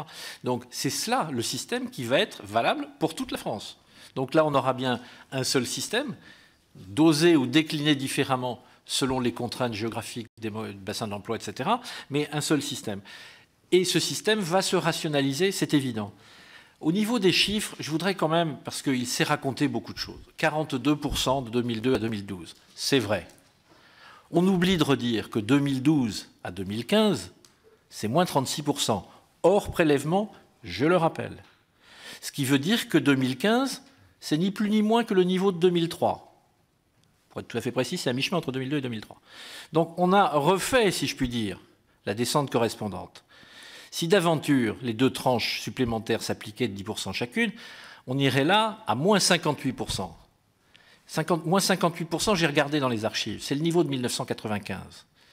Depuis, tous les volumes d'appui aux entreprises, tous les volumes d'éducation, formation, y compris l'apprentissage, tous les volumes d'aide à l'international ont été multipliés par entre 2,5 et 3,5. Et je vous parle de dépenses en euros constants, enfin convertis en francs. Donc si je les inflatais, ce serait encore plus significatif. Quel est le système? Pourquoi donc inflige-t-on un pareil découpage, alors que dans le même temps, on n'a rien comparé avec d'autres, qu'ensuite, c'est animé par des bénévoles, ça a été fort bien dit par Nicolas Chiloff, pourquoi veut-on casser cette génération d'hommes et de femmes de bonne volonté qui ont juste une envie, c'est de participer au développement économique de leur région et de leurs entreprises, ou de leur territoire et de leurs entreprises. Il faut remettre ces chiffres-là en perspective et pas s'arrêter à 2002-2012. Celui-là, on le connaît par cœur. L'inspection des finances n'a pas fait de rapport, mais au moins elle aura imprimé un chiffre. Compléter le propos de Pierre-Antoine, je voudrais ajouter un mot sur le rôle de redistribution de la taxe pour frais de chambre. Je prends l'exemple encore de la région Franche-Comté. Nous avons 2 grands groupes industriels très connus que je vais citer, Peugeot et puis Alstom. Et nous avons ces 2 grandes entreprises installées sur notre territoire qui, bien entendu, payent des taxes pour frais de chambre de façon très importante, dans des volumes considérables. Et L'application de nos politiques industrielles, économiques, commerciales, en direction des services, sont en majorité autocentrées sur des TPE et des PME. Et donc nous irriguons le territoire avec cette manne, et il faut prendre en considération cela. Si cette redistribution n'existe plus, ce sont des TPE, des PME qui payent très peu de taxes pour frais de chambre qui seront impactés. Et puis Pierre-Antoine a cité le chiffre de 1995. Si ces prélèvements sont réalisés dans la trajectoire de 37% en 2017, pour la région Franche-Comté, c'est 1992 le niveau de ressources fiscales. Voilà, donc dire cela, c'est quand même exposer les chefs d'entreprise qui sont dans nos assemblées générales à des faits vraiment difficiles. Ils ont du mal de comprendre que l'État puisse organiser la ponction à ce niveau et ne comprennent pas pourquoi ils sont traités ainsi. Pour simplement reprendre le propos, pour généraliser, et vous êtes un gouvernement qui parle souvent de solidarité, je pense que les CCI, comme les chambres de métiers d'ailleurs, nous sommes un parfait exemple, et plutôt les CCI avec les grandes et petites entreprises qui cotisent, nous sommes un parfait exemple de solidarité inter-entreprise. Et donc, ça, c'est un élément quand même qui devrait parler à ceux qui nous gouvernent aujourd'hui. C'est un peu petit point par rapport aux auditions. Enfin, oui, très petit. C'est parce que je crois que la somme des initiatives locales ne font pas une stratégie. J'ai pourtant tout à l'heure parlé de l'importance des territoires. Je crois qu'il ne faut pas mélanger l'organisation, le pouvoir et la dynamique. La stratégie des CCI de région, notamment parce que la région, chef de file de l'économie, doit savoir cette correspondance. Je crois que ce qu'il faut, c'est que vous veillez à éviter les déperditions. C'est vrai que dans les organisations, la somme de tout ce qu'on a pu faire sur la loi de 2010 n'a pas assez généré une dynamique globale. Et là, il y a une opportunité avec la loi NOTRe, la région. Je tout à l'heure parlé des métropoles, le débat n'est pas forcément simple, mais il faut que les CCI soient en mesure de répondre à cet objectif régional avec les chambres territoriales, mais avec une organisation qui ne fige pas la dynamique. On reviendrait en arrière. Je crois qu'on veut d'abord, pour certains, commencer dans l'organisation. Créez-nous une dynamique et vous verrez que vous serez même surpris. Un joli mot de fin. Je voudrais simplement vous dire que je ne suis pas le gouvernement, mais j'appartiens à la majorité. Et quand il a été décidé de faire ces prélèvements, ce n'était pas par manque d'intérêt, évidemment, du monde économique et de ce que vous représentez, puisqu'il y a beaucoup d'élus locaux qui ont été amenés à travailler avec les chambres. Moi, en Pays de la Loire, nous avons coécrit avec la Chambre. J'étais présidente de cette commission et nous avons coécrit le schéma directeur, le schéma de développement économique de la région avec les chambres. Donc nous sommes acquis à cette question. Mais le besoin, enfin je ne vais pas vous dire, vous savez très bien, le besoin d'argent, la nécessité de démontrer qu'on abaissait les prélèvements obligatoires n'ont pas frappé que les chambres. Aujourd'hui, il suffit d'entendre, là je fais un discours plus large, mais il suffit d'entendre un petit peu les difficultés dans les communes, il suffit d'entendre l'agence de l'eau qui a été pénalisée, en gros, on a prélevé aussi beaucoup. Donc ça n'est pas du tout un désintérêt pour le développement économique. Je veux vous le dire avec force parce que vous avez quand même... on a vraiment essayé de regarder dans tous les sens comment faire pour être le plus juste possible dans ces prélèvements. Il s'avère qu'on ne l'a pas été tout à fait. On est là dans cette mission pour essayer d'y réfléchir, mais je crois que la conclusion qui vient d'être faite est intéressante, c'est-à-dire essayons d'aller déjà au bout des préconisations de la loi de 2010, appuyons-nous sur ce qui a été fait, essayons peut-être de diversifier l'attitude à avoir en fonction de la puissance et du poids économique des chambres. Je ne suis pas là en train d'écrire le rapport, et puis j'ai ma collègue qui doit l'écrire avec moi, mais on voit bien vers quoi on va. On va quand même vers une espèce de... On va vers quelque chose de peut-être plus individualisé, mais on a besoin de vous et on a besoin encore de réponses écrites pour étayer ce rapport. Parce que d'une audition à l'autre, plus on creuse le sujet, plus on le ressent difficile. Vraiment, plus on le ressent difficile. Merci en tout cas d'être venu.